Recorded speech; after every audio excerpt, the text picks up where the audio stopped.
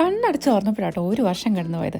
അങ്ങനെതാ വീണ്ടും ഒരു ബർത്ത്ഡേ കൂടി. പക്ഷേ ഈ ബർത്ത്ഡേക്ക് ഒരു പ്രത്യേകതയുണ്ട്. ഇതെൻ്റെ 30th ബർത്ത്ഡേ ആണ്.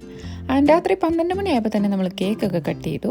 ബർത്ത്ഡേക്ക് ഒരു മന്ത് മുന്നേ തന്നെ എൻ്റെ എക്സൈറ്റ്മെൻ്റ് ഒക്കെ തുടങ്ങും കേട്ടോ. വലിയ കാര്യം ഉണ്ടായിട്ടൊന്നുമല്ല, പക്ഷെ കുഞ്ഞു കുഞ്ഞു സെലിബ്രേഷൻസ് ഒക്കെ എനിക്കിഷ്ടമാണ്. ഈ ഇയർ എൻ്റെ ബർത്ത്ഡേ ഒരു വീക്ക് ഡേ ആണ്. അതെനിക്ക് അത്ര താല്പര്യമുള്ള കാര്യമൊന്നും ആയിരുന്നില്ല. പക്ഷെ പുതിയ ജോലി ആയതുകൊണ്ട് പോകാണ്ടിരിക്കാൻ പറ്റത്തില്ല. അങ്ങനെ ജോലിക്ക് പോയി തിരിച്ചു വന്നതാ ഇവരെന്നെ പിക്ക് ചെയ്തു. ഈ ഒരു കുട്ടി ബോക്കിയൊക്കെ കിട്ടിയപ്പോൾ തന്നെ ഞാൻ ഹാപ്പി ആയിരുന്നു കേട്ടോ. വരുന്നത് ഒരു ലോങ് വീക്കെൻഡ് ആയതുകൊണ്ട് തന്നെ ഇന്ന് സെലിബ്രേഷൻ ഒന്നും വേണ്ടാന്നായിരുന്നു കേട്ടോ എൻ്റെ പ്ലാൻ. പക്ഷേ ബർത്ത്ഡേക്ക് വീട്ടിലിരിക്കാൻ ഇവർ സമ്മതിച്ചില്ല. പിന്നെ എൻ്റെ കാർഡിൽ ഞാനിങ്ങനെ ആഡ് ചെയ്തിട്ടിരുന്ന കുറച്ച് സാധനങ്ങളൊക്കെ നോക്കി അവരെനിക്ക് ഗിഫ്റ്റായിട്ട് വാങ്ങി തന്നു. അപ്പം ഞാൻ ഡബിൾ ഹാപ്പി. പിന്നെ നമ്മൾ പുറത്തിങ്ങനെ ബൗളിങ്ങിന് വന്നു. കാര്യം പറഞ്ഞ് ഇവരോട് കളിച്ചാൻ തേനിയായിട്ട് തോറ്റെങ്കിലും എനിക്കൊരു കോട്ടൺ ക്യാൻഡിയൊക്കെ വാങ്ങിച്ചു തന്നു കേട്ടോ. ബർത്ത്ഡേ അല്ലേ, അങ്ങനെ അങ്ങ് സങ്കടപ്പെടുത്താൻ പറ്റില്ലെന്ന് ഓർത്താവും. പിന്നെ നമ്മൾ 3 പേരും ഒരുപോലെ എൻജോയ് ചെയ്യുന്ന കാര്യം കേട്ടോ. നല്ല ഫുഡൊക്കെ വാങ്ങിച്ച് വീട്ടിലിരുന്ന് മൂവി കാണുന്നത്. അങ്ങനെ ഒരു നല്ല മൂവിയും കൂടെ കണ്ട് ഈ ബർത്ത്ഡേ നൈറ്റ് ഇവിടെ അവസാനിച്ചു.